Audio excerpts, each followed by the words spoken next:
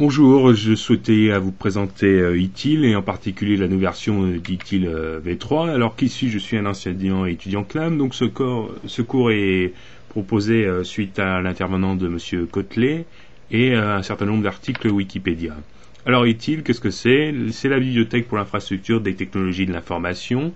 Alors quels sont les sujets abordés? Comment organiser un système d'information? Comment améliorer l'efficacité? Réduire les risques?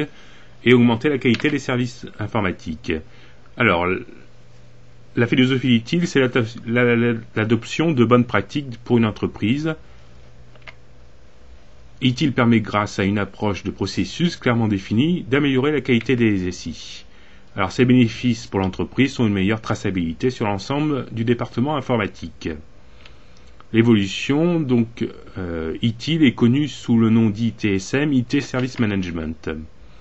Alors, ITSM est normalisé au niveau international sous la norme ISO 20000. La nouvelle version V3 a été publiée le 30 mai 2007. Alors, quels sont les objectifs? Donc, proposer des règles destinées à améliorer l'efficacité, aider par son apport méthodologique structurante la DSI à optimiser leur production et leurs services. Donc, il y a réduction des coûts, amélioration de la disponibilité, ajuster la capacité aux besoins, accroître le volume traité, optimiser l'utilisation des ressources informatiques, améliorer l'extensibilité. Avantages, donc amélioration de la qualité, réduction des coûts, fourniture d'une assistance professionnelle plus fiable, normalisée, amélioration de la certification client, flexibilité accrue, compréhension plus claire des fonctions informatiques délivrées aux autres services de l'entreprise. Alors, donc on est dans une démarche de qualité, donc avec l'apprentissage, on s'améliore de jour en jour. Alors, où se situe un petit peu ITIL? Donc, ITIL fonctionne au niveau COBIT, COBIT étant la stratégie, ITIL l'implémentation.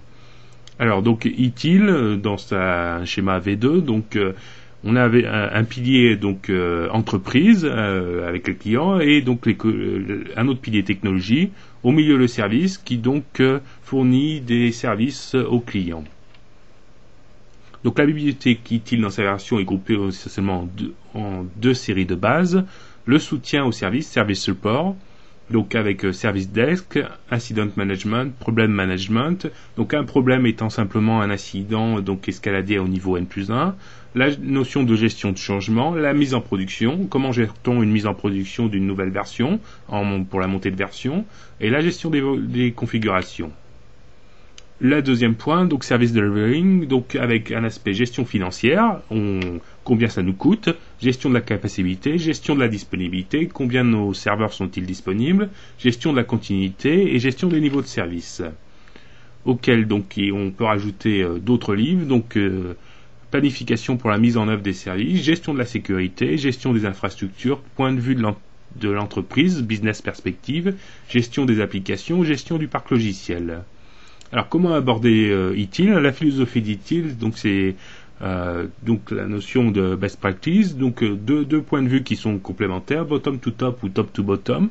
Alors, bottom to top, c'est donc à partir de l'expérience du terrain, on prend les meilleurs, ce qui fonctionne, et on en fait donc un outil. Alors, ITIL donc transforme les organisations informatiques en services stratégique, orienté business, donc dans la livraison de services au niveau client. ITSM devient une industrie standardisée, donc on garde le coût sous surveillance pour opérer une efficacité.